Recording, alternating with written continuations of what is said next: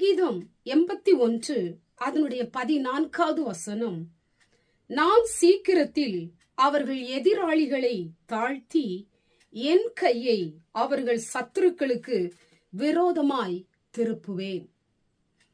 எனக்கு அன்பான தேவ பிள்ளைகளே, உங்களுக்கு விரோதமாய் அநேக எதிராளிகள் எழும்பி நிற்கலாம்.